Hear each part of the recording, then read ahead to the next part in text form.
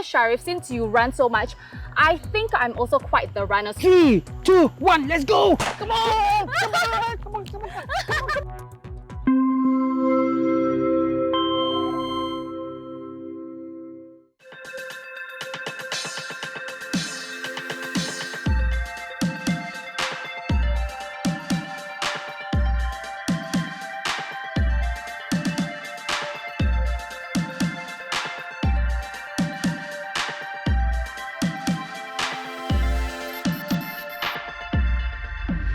On this episode of SG Now, we meet a para-athlete who runs marathons and climbs mountains.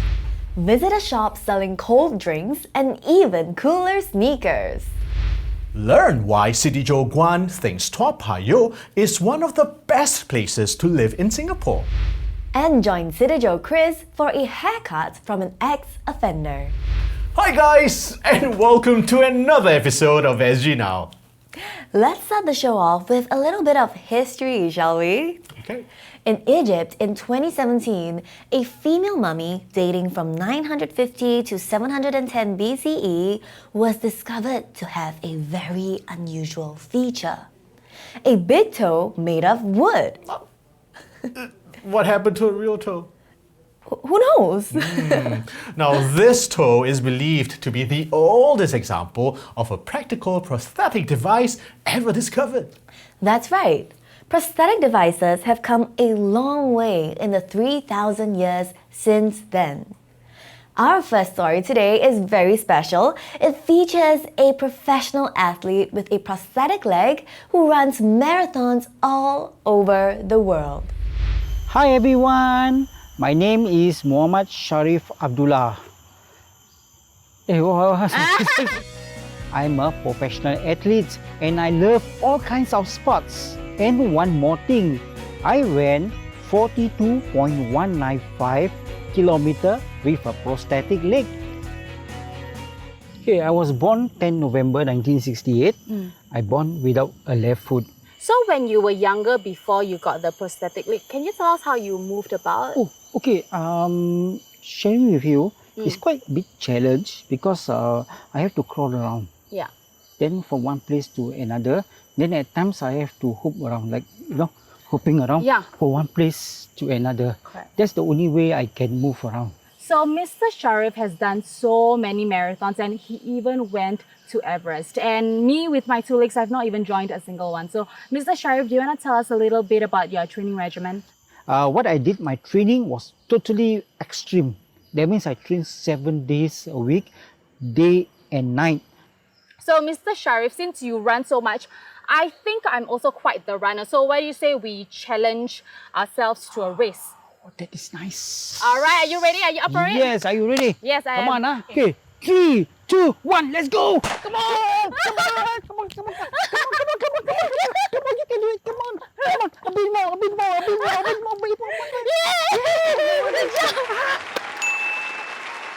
Oh, that race was really fun. You were actually pretty fast, Mr. Sharif. Now you are fast. No, you're You fast. are the fast. Okay. Mr. Sharif seems really positive now, but life wasn't always smooth running for him. He was bullied a lot and his parents passed away when he was young. Nobody wanted to take care of him because he was a handicap and they called him bad luck. In 2008, a skin infection led to his left leg being amputated. And that is where I'm a bit stressed. I lose hope and almost attempt suicide. So one day I went to YouTube. Yeah. Went to YouTube and I just looked for amputee. I just typed amputee. Then I found this South African sprinter, both no legs, and he sprint. Okay. So I was saying, wow, amazing. Yeah? So something immediately opened up my mind, telling me, if he can do, why not me? Then I told myself that I have to move on. I learned the past. I put the past as a learning journey. So what I did was I went to school, went to corporates to give talks, to tell people about not to give up and so on. And I want to inspire the younger generation. Wow. Why I want to make it that? Because I want the younger generation to stay strong. Yeah. to be more resilient. They learn. So set your intention. What is your goal that you're going to prepare in future? Like I'm asking you, what is your goal in 5 years' time? 5 years' time, I want to be stable. Yes. Then work for it. Yes, that is awesome. So, Mr. Sharif is not only a professional para-athlete, he is also a motivational speaker. And I think that's so inspiring and we can learn so much from him. So, thank you so much for having us and for sharing your story, Mr. Sharif. Thank you. Thank you so much. Thank you. This has been Siti Jo Shah. Things may be hard today, but I hope you never give up. Wow, Mr. Sharif's inspiring story really makes me want to exercise more. So, are you going to run some marathons or climb the highest mountain? Well, maybe. You never know, right? I could be a great runner. Oh, I'm sure you can. I strongly recommend you to run a marathon. Why? Yes, because the euphoria of crossing that finishing line is just fantastic. But just don't be like me. In my third marathon, I ran with a bad pair of shoes and I wasn't sufficiently hydrated. Oh no, it sounds like a really painful experience. It was traumatic, Gladys. So, if you need more tips, you can follow Siti Jo Dharmic, who recently visited a shop in Orchard Gateway, and that shop might have everything you need.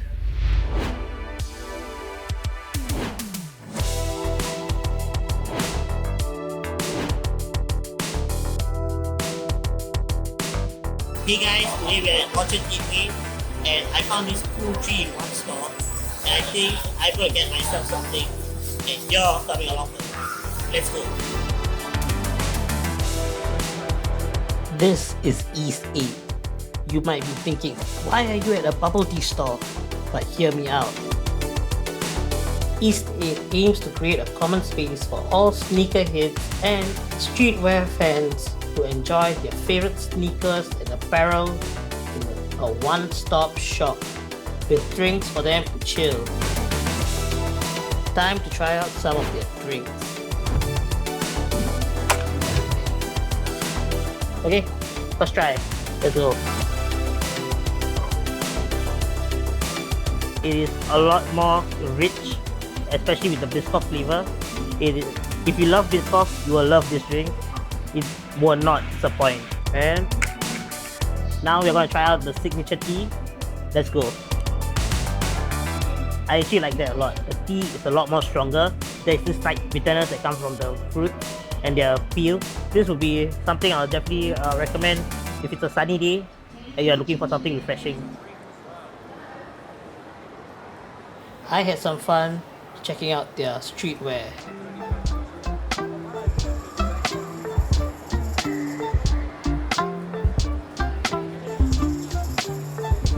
They have a selection of rare sneakers from the Nike Ben & Jerry's collaboration, aptly named Nike SB Chunky Dunky.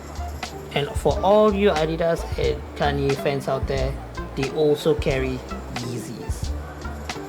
After seeing all these shoes, you can't blame me for wanting to try a pair or two.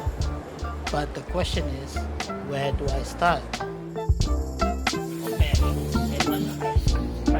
This one, 149.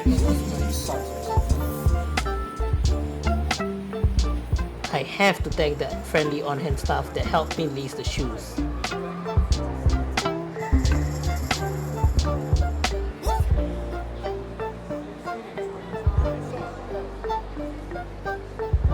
After much thought, I have decided to get myself a pair of Air Jordans High Cut Court Purple 2.0.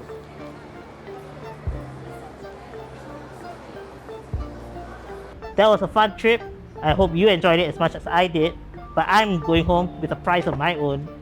And you know what? Maybe you'll come down, get something for yourself. This is Dharmic, Siti Jo for Singapore One. Wow, I didn't know Nike made Ben & Jerry's inspired sneakers and the Nike SB Chunky Dunky. Don't you think it's a great name? What do you think? I think it's a great name. It sounds very tasty. So do you think I should get a pair? Definitely. I think the colors look great. It's easy to match and just really highlights her outfit. Well, I know, but instead of going exercising, the shoes might remind me of going to the fridge and get a tub of ice cream. Which makes it an even more perfect option. Think about it. You're getting a pair of shoes and more weight. Thanks for the advice, Gladys. Well, our next story takes us to Toa Payoh, where longtime resident City Joe Guan shares exactly why he loves to call Toa Payoh home.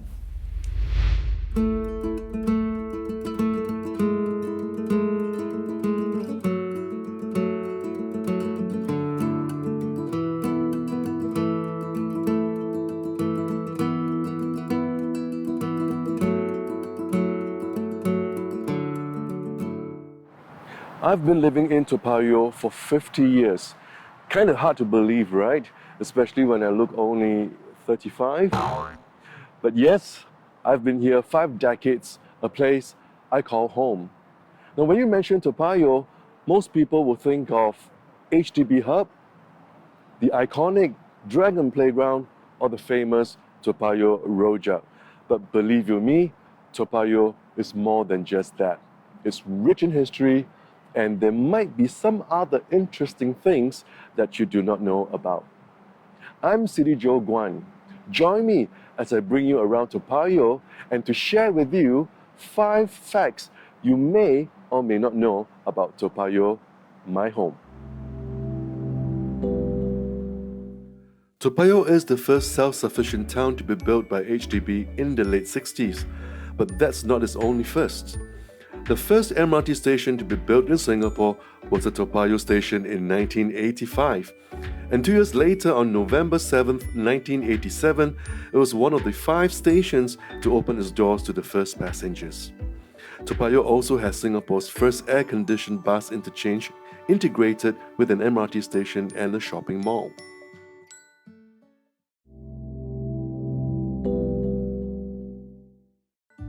Now, who says Toa Payoh has no nightlife? At 11 p.m. every weekday night, this road morphs into a wholesale vegetable market catering mostly to wet market vendors or restaurant owners. It is a lot messier than the neat shelves at the supermarkets. But when it's this fresh and this cheap, who cares, right?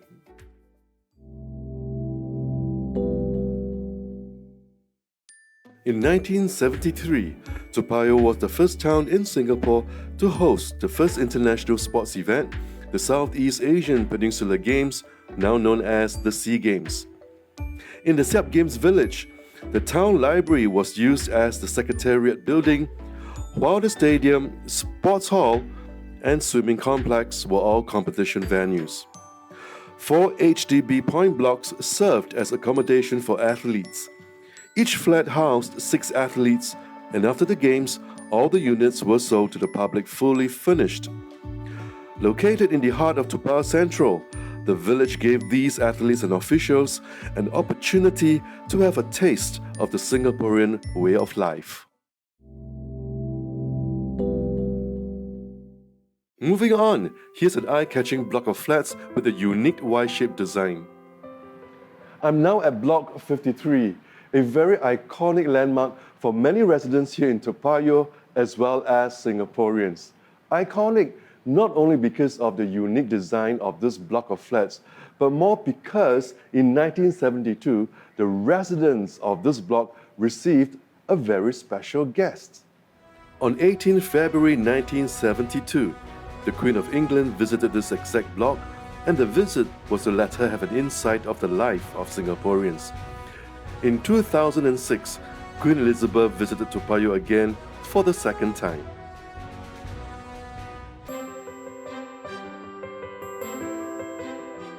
Way before the Dragon Playground got famous, there was already a dragon in Lorong 3 blessing the nearby residents. But if dragons are not your thing, there's another majestic creature standing guard over at Lorong 6. An awesome-looking pair. But hey, Toa Payoh is a mature estate, not a Jurassic one. So these are the interesting facts I want to share with you. And Toa Payoh is indeed a great place to live in.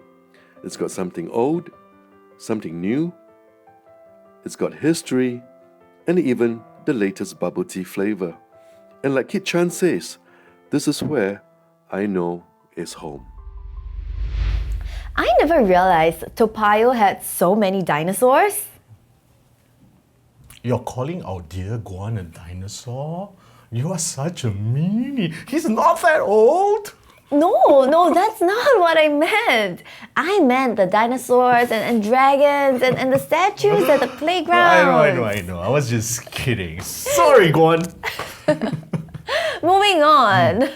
Our next story comes from City Joe Chris and features a barber who provides employment and support for ex-offenders. And you know what? On top of having a beautiful heart, he also has a beautiful singing voice.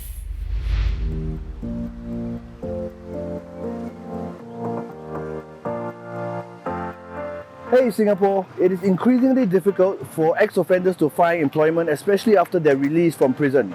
We're now here at Queensway Shopping Centre to meet one employer who employs ex-offenders. Hi, my name is Upu. I'm a barber and a owner of a shop in Queensway Shopping Centre. My shop name is Slick and Trendy Cut, which is situated in 0230, which I opened in 2021 in March or April. Before I had many charges for drug-related offences. The turning point is when I was remanded for capital charges. That was when I start thinking, what if I never have the chance to take care of my son or even see him again? The fear and guilt of losing his son is the catalyst for Upu to make a turnaround in his life.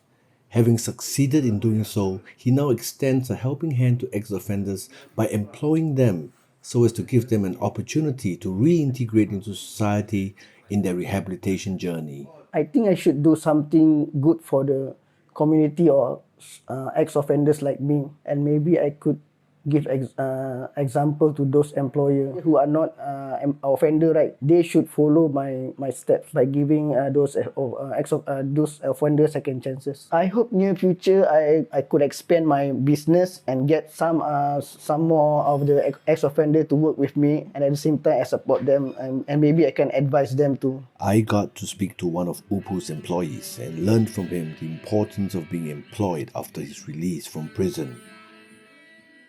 I'm Mamang. I'm just released from prison about around 1 month. Okay, now I'm working with Mr. Upu at the barber shop. It's important for me to be employed after my release because from there I can support my family. It is not easy for one to stay the course in remaining offence-free and yet at the same time helping others too.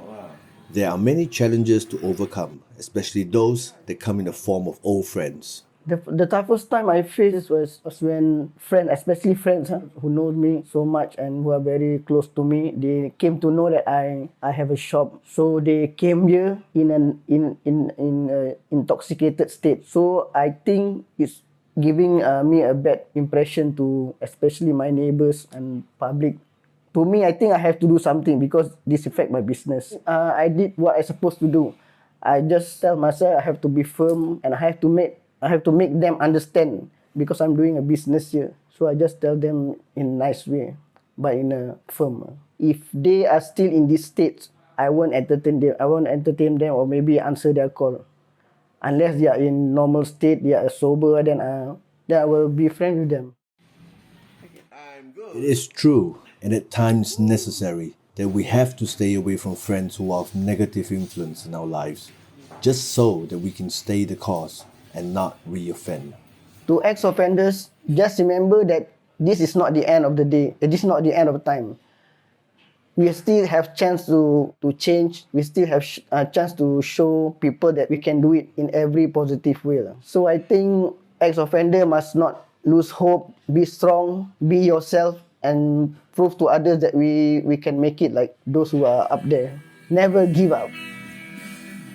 I hope I can encourage employers who employ ex-offenders and not discriminate them. I sincerely hope that all employers will give ex-offenders a second chance. Employ them. Don't discriminate against them because their past does not define who they are and their potential contribution to your company. And this has been your City Joe Chris for Singapore One. I'm going round and round this time of year, there's no one to save me.